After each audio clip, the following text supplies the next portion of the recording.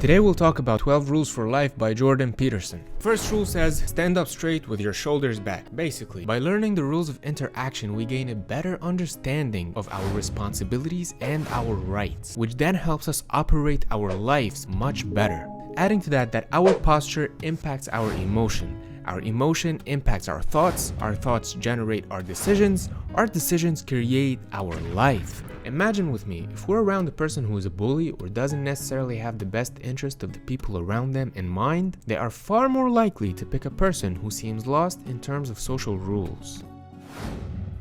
The second rule of 12 Rules for Life is, take care of yourself as if you're someone you're responsible for helping. We sometimes feel the need to be negligent with ourselves in the name of caring for our loved ones. While that may indicate that we're good-hearted, it actually backfires. Resentment can manifest itself, and our care becomes inauthentic. We simply cannot pour from an empty cup. So, let's help each other by helping ourselves first.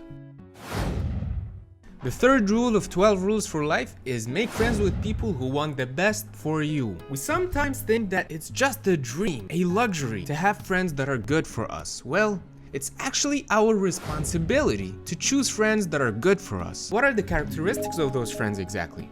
There are friends who are honest with us when they see us drifting away from our goals and dreams.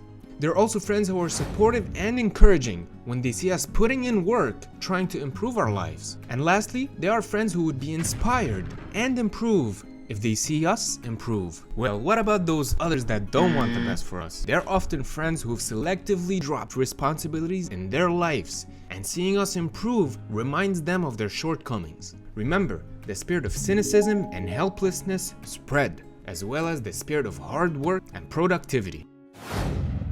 The fourth rule of 12 Rules for Life is compare yourself to who you were yesterday and not to who someone else is today. Easier said than done. There are a few principles to help guide us stay on track. 1. We must check in with ourselves and continue to recheck. Why, you ask? Because we can't fix something we don't know is broken. We must continually look within us for any unnecessary suffering that can be reduced. We're even encouraged to ask for help, because all realities will not help us unless we put in the effort ourselves to improve. Another principle that can help us stay on track is to remember to attend to the day while aiming at the highest good. We must remember that winning is not necessarily growing, and that happiness is to be found in the journey uphill, not in arriving. So, we must do our duties and responsibilities voluntarily, without resentment and in gratitude. Rule number 5 is do not let your children do anything that makes you dislike them. It's necessary for our children to have healthy and genuine attention from both their peers and adults. That will provide them with a stable mental health and social integration. How do we foster these kinds of events exactly? Well, clear rules make for secure kids and calm, rational parents. Who wouldn't want that? For rules to be most effective, they are best written, discussed, and refined periodically. A first example, no hitting, biting, kicking, unless for self-defense. A second example, take care of your belongings because you need to learn how to and because you are fortunate to have them. A third example, be a good company when something fun is happening so that you're always invited for the fun. Now that we've covered the general outline, let's go into psychological blocks that may be in the way for parents. First advice, we must tolerate the momentary anger directed at us by our children in the events of teaching and disciplining. A second advice, we must maximize learning for our children so they become bright and golden. A third advice, children test the limits of social rules. In order for us as parents to guide them to a healthy behavior, we must remain in control and positively reinforce good behavior. The sixth rule of 12 Rules for Life is set your house in perfect order before you criticize the world. When tragedy hits in our lives, we are more prone to asking questions like, why me? Why do people suffer? What kind of planet is this? The emotional impact can be so harsh that we feel the need to blame someone or something for an outlet.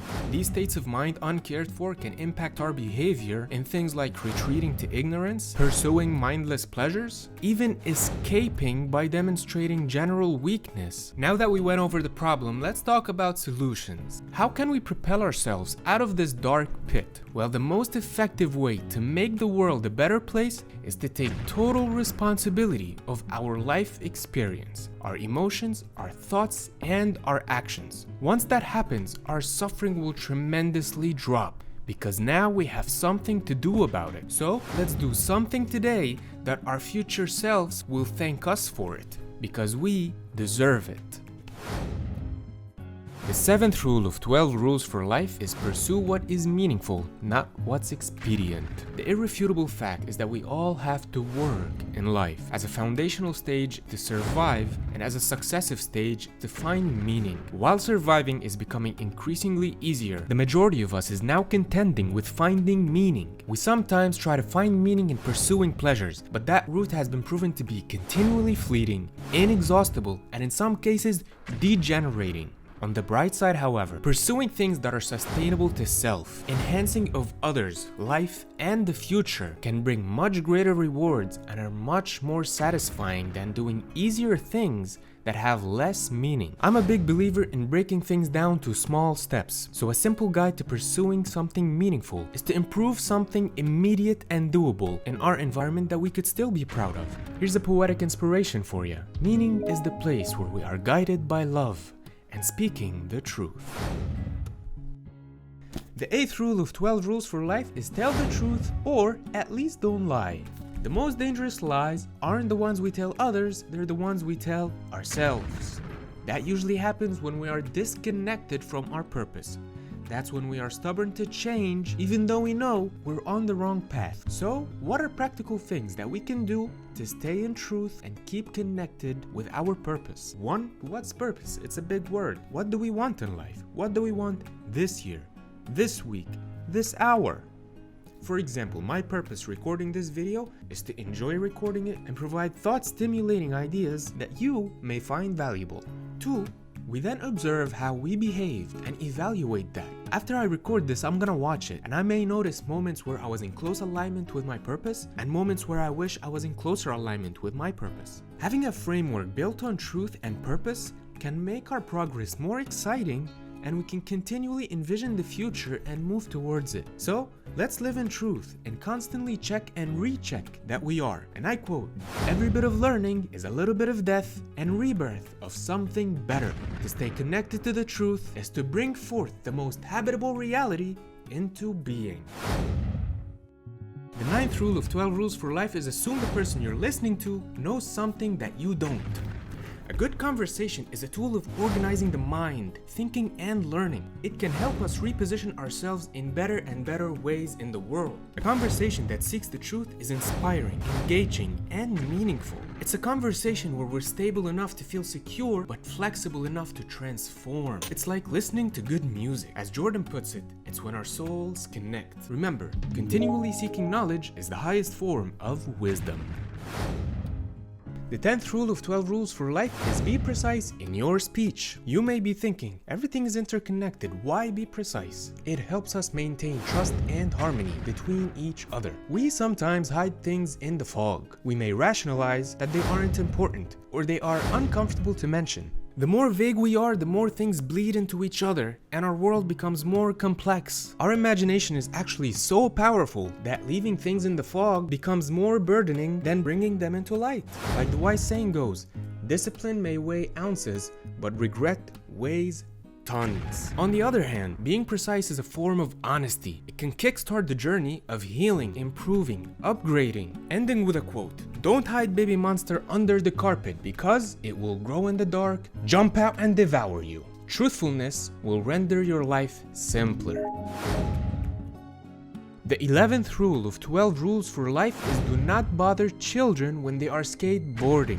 Any challenging activity that allows a person to triumph over it requires courage. It is certainly not about being safe. It's about facing danger straight on, which develops competency. This is a much greater form of operating life than seeking safety. It's much more fulfilling to be competent than protected. After we practice any kind of skill, we get a sense of accomplishment, confidence. But during practice, it's time for the real grind, overcoming weaknesses and fears. People build character by pushing themselves and pushing one another. A strong character possesses qualities like humility, gratitude, kindness, service to others, and courage. Therefore, we must continuously aim to move up on that scale. Don't bother children when they are skateboarding.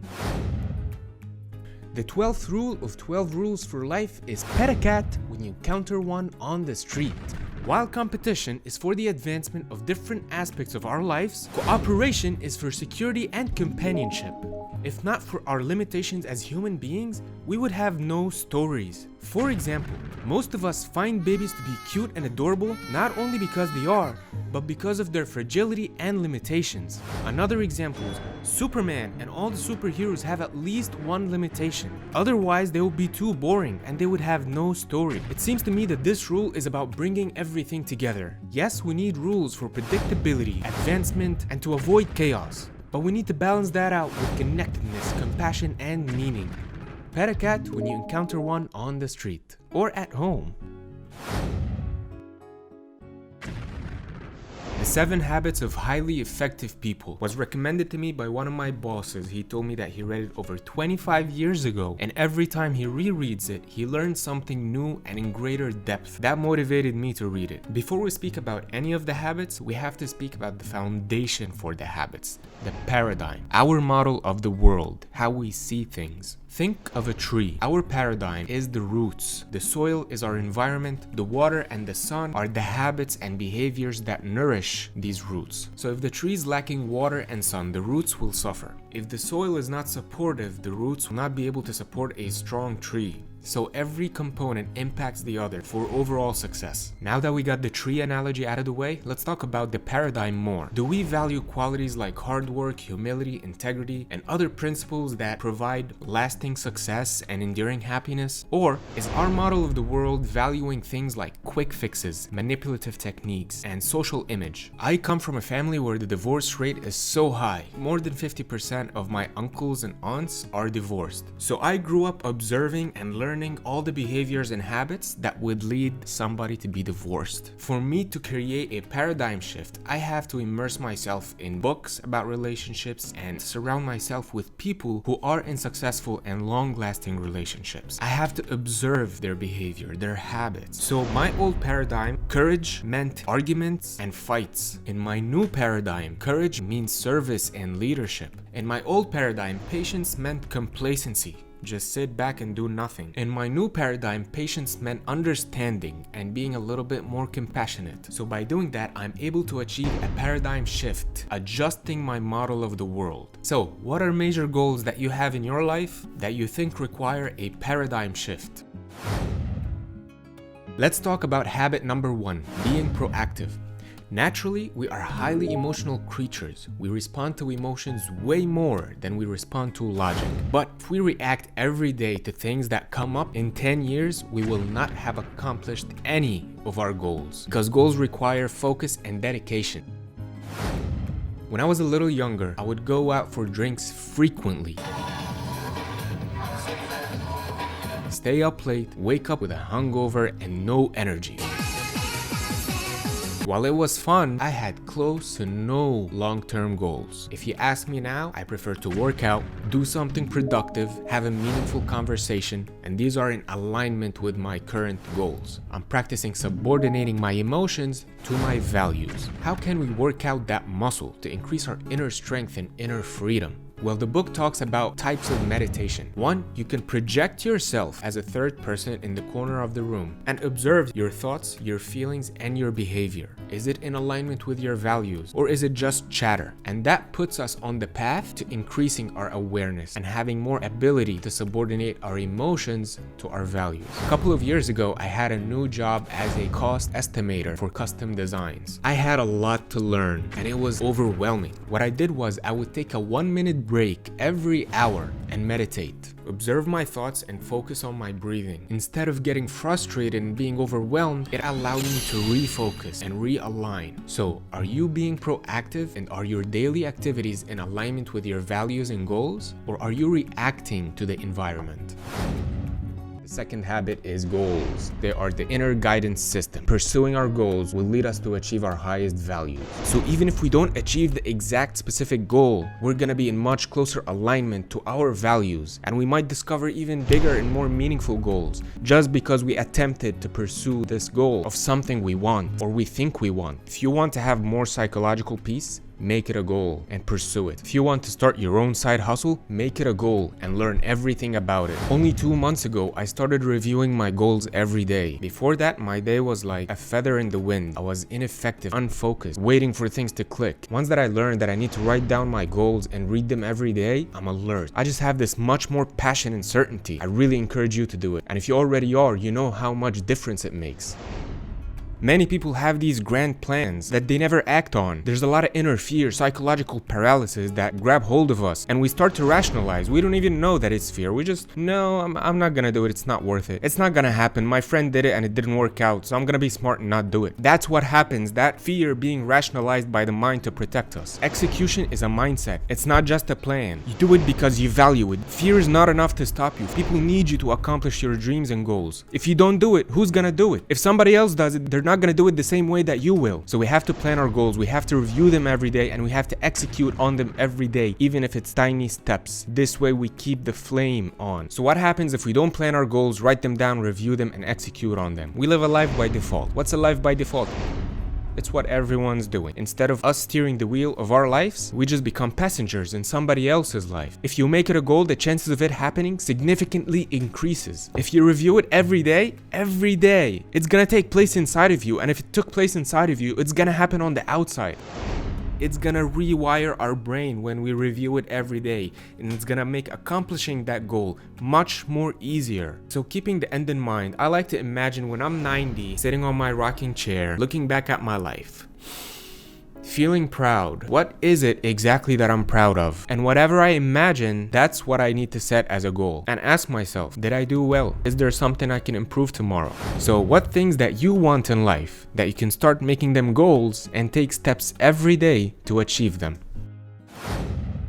Let's talk about how to become an activity Tetris master in relationship to the hours that we have in the day. This concept will teach us how to reach our goals the fastest way possible. Having a schedule that has our best interest in mind and fulfills our goals and our highest values laid out in front of us, that shows us the big picture, increases our motivation. In habit number 1, we talked about subordinating our emotions to our values. In habit number 3, we'll talk about subordinating our impulse to our schedule. Saying no to distractions and non-essential activities is so much easier when we have a good schedule. This diagram categorizes all kinds of activities that we do in life in 4 boxes. The yellow box shows the urgent tasks that are important. That's when we are busy but not as productive as we really can be. The green box shows the urgent things that are not important. That's when our phone rings or when we get randomly interrupted. The blue box is the non-important things that are not even urgent. That's when I intend to check the time on my phone but end up being on Instagram for 20 minutes.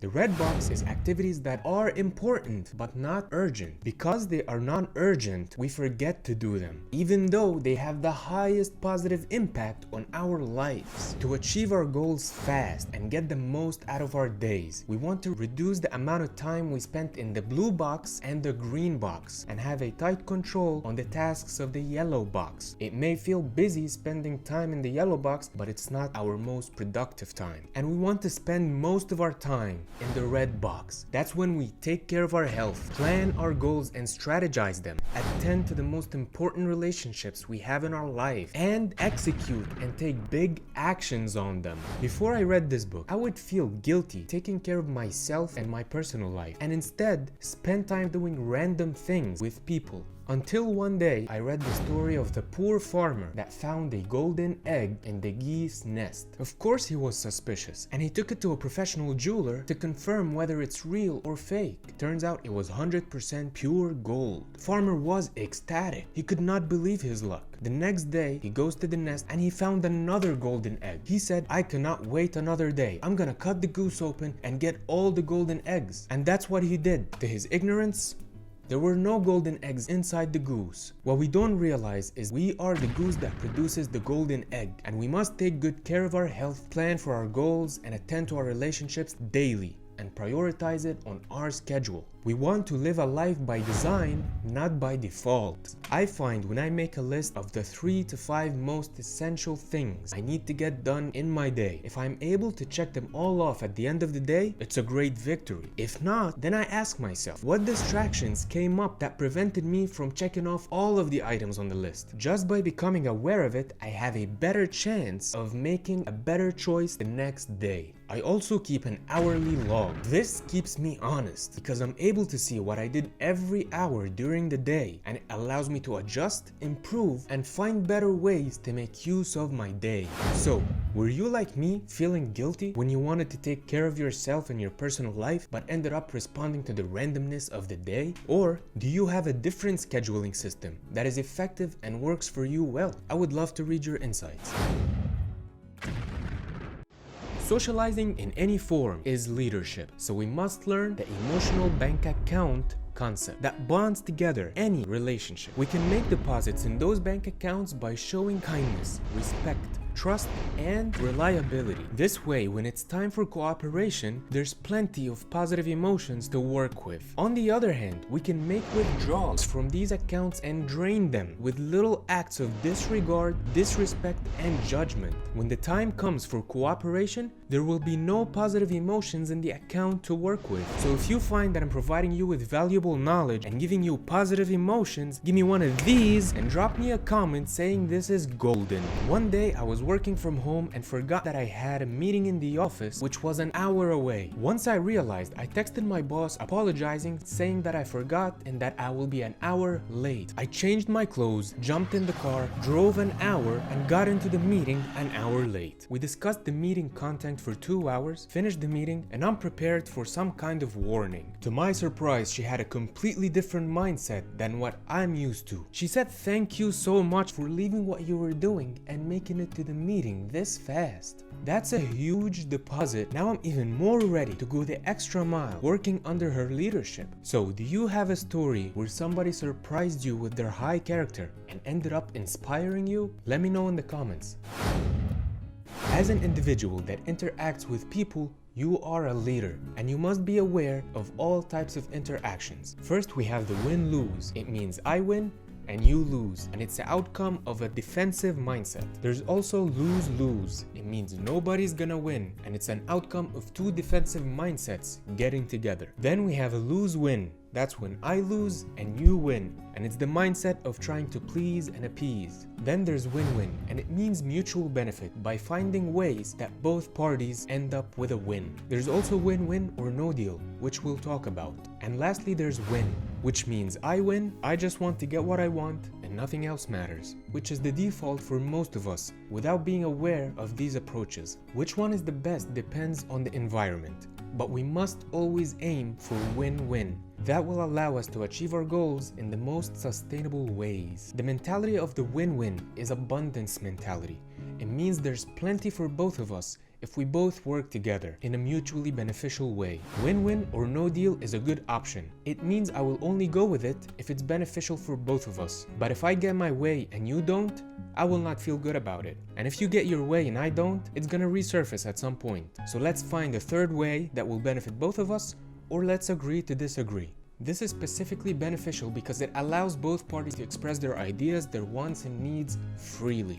I once had a coworker that would make sarcastic comments and subtle remarks that I didn't appreciate. In retrospect, it shouldn't have bothered me that much, but at the time it was a big deal to me. Coincidentally, I read this chapter while working with her, and I decided to adapt the win-win or no deal mentality. One day I asked her to join me for a walk so we can have a private conversation. Yes, she looked startled. It was a little awkward, but I had to do what I had to do. I started by saying I appreciate our relationship as co-workers and it's important for me to be on the same page because we work together closely.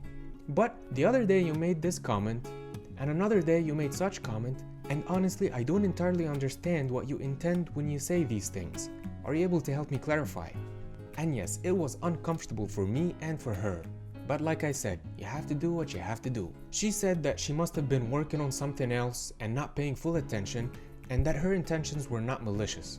To me, that was a win-win. If she had responded differently or more combative, I would have went for no deal, and likely we would end up working on different teams. So what areas in your life could benefit from a win-win mentality, and how can you find a third alternative solution to meet your needs and the other person's needs? And the no deal is a second best option depending on the scenario. I just can't understand. They won't listen to me. I thought to understand someone, you need to listen to them. Traditionally, most of us went to school for years learning how to speak, think, read, and write. But when have we learned how to listen? Don't look at me. I certainly did not learn how to listen. Listening empathically requires a different mindset than what we are defaulted to. In a normal conversation with another person, we usually have a time pressure to think of a response until the person finishes speaking. This way, we're not just staring at them once it's our turn to say something. Sometimes we make assumptions in order to avoid asking too many questions and risk coming off as impolite or thick-minded. The problem is, in that default mode, we barely scratch the surface in paying attention to the specific words the person is saying and the underlying emotions they are experiencing. So let's talk about a mindset we can add to our toolbox in order to build stronger relationships and have influence on the people we love and care about. First off, we don't have to be ready with a response. Yes, we just don't have to. What we must have is a mindset of curiosity, just to appreciate, just to be curious. Pay attention to the words they're using. Get inside of their paradigm, their model of the world, and look around. What are they trying to avoid? Learn about how they see things. And if you really care about them, ask more questions. Open more doors. Connect more dots. What are their emotions? What are their fears? What are their goals? That's empathic listening. It does not mean you agree with them, by the way. You are just seeking to understand. Then you can really have a meaningful conversation and have influence on them. Because now you see what they see. You feel what they feel. It might be scary. And to do that, you have to have good knowledge of what your paradigm is. Then you can really influence in a way that's beneficial to them, because you did it from the inside of their paradigm instead of you just imposing your model of the world in a way that doesn't resonate with them, because you did it in a way where you did your best to bridge the gap between your paradigm and their paradigm. A lot of times I find myself asking a lot of questions, and I find it to be helpful for everyone involved in a conversation. Either the person being asked the question is forced to articulate what they really want to express, and a lot of times I just learn something new. So what relationships in your life could be improved by utilizing empathic listening instead of the default listening? Type it up in the comments. Would love to learn from you. Usually 1 + 1 = 2, but in Synergy, 1 + 1 = 3, 28, or sometimes 700. How does that even make sense? Take a look at the inside of this watch. It consists of less than half a pound of material. Each piece on its own as a raw material is valued at less than pennies. But when engineered and structured together in a certain way, it becomes a watch that is worth hundreds of dollars or even thousands in value compared to the value of the material on its own. The same thing can happen with people, whether you're trying to achieve synergy in your professional or personal life. When people work together with the same mission, goal, purpose, and set of values, multiplications of the results can take place as opposed to the sum of the results that we would otherwise produce individually. Think of a World Cup soccer game where one player passes the ball towards his teammate towards the opponent's goalie. The teammate then taps the ball at a high speed towards the goalie. The goalie jumps in the air with one arm stretched out trying to block the ball, but it whiffs by his hand and swooshes into the net, driving billions of people to cheer in celebration. That's synergy. Not only that great results happen in synergistic processes, the process becomes so much more meaningful and people become so much more engaged.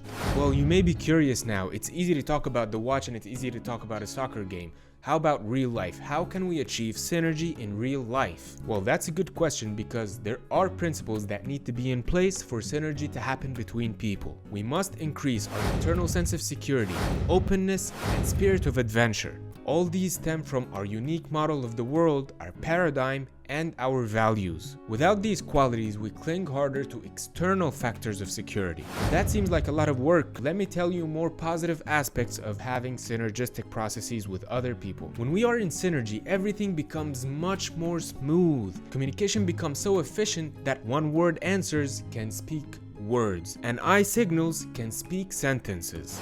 If you're thinking to yourself, people around me are kinda difficult to synergize with, let me tell you this. It's true that synergy isn't easily achievable because it requires people involved to be high in openness, creativity, reason, and logic. What hinders synergistic processes, however, are people who are emotional, illogical, negative, unconscious, and have rigid communication styles. These characteristics that hinder the synergistic process can cause frustration that put goals and objectives to a halt.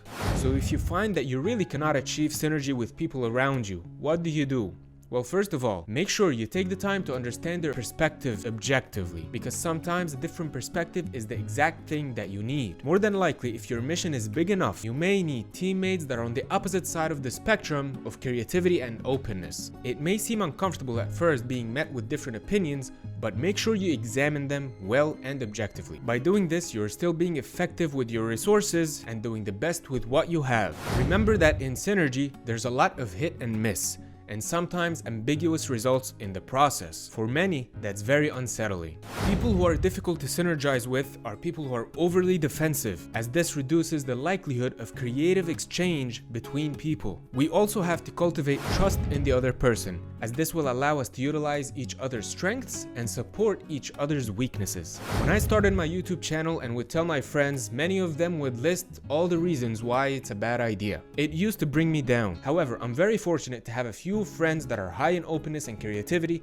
and would give me huge boosts of motivation. These are friends that are easy for me to synergize with. They are not afraid of embarrassment or disappointment. They believe in better things and are willing to try, and that is part of their paradigm and their model of the world. In conclusion, in regular sense, 1 + 1 = 2, but in synergy, it's exponential multiplications. Find people that you can create synergy with, and make sure you are a person that people can synergize with. Stay open, positive, and work hard. If people around you are difficult to synergize with, still listen to them and examine their opinion objectively before you discard it, as it may just what you need. This way you ensure that you're doing the best with what you have, where you are, every single day. This way you're allowing progress to accumulate day by day, and one day you'll wake up and find that exponential growth that you didn't even expect. I don't know about you, but I cook most of my meals, and when the knife gets dull, I know it. I can feel the effort required to cut through a vegetable. Similarly with the human condition, if I'm not finely tuned to my body, my mental state, my emotional state, and my spiritual state, like a dull knife, I will not be effective. We need to sharpen all 4 dimensions daily. For the physical dimension, we need to get the right nutritions, exercise, sleep well, and recover to the point where the body is energized and happy. On the mental dimension, we need to have clear goals, strategies, and plans to the point where we feel clear, engaged, and focused. On the emotional dimension, we need to continually adjust the mindset and release all the gooey and messy chatter and cultivate gratitude and compassion. On the spiritual dimension, we must take inventory of how we see the world, look for improvements, and continually review our values and purpose to the point where we feel grounded and fresh. I find that spending about an hour every morning touching up on each dimension works out well for me. Once I get out of bed, I stretch and warm up my body for about 10-20 minutes. Then I do my prayers, mantras, affirmations, and review my goals for about 10 to 20 minutes. Then I meditate for 10 to 20 minutes. I do that and I'm ready for the day. I've built that program for myself piece by piece over the last 3 years, and every day that passes, I feel better and I become more effective. And that's what the book calls the upward spiral. Do, learn, commit, and do again. Every day builds on the next one, and you just keep getting better and better. So let me know in the comments, what did you find beneficial in this video? If you found one thing valuable, I'll be very grateful. And do you have a system that's similar or different than mine to sharpen the saw that works well for you?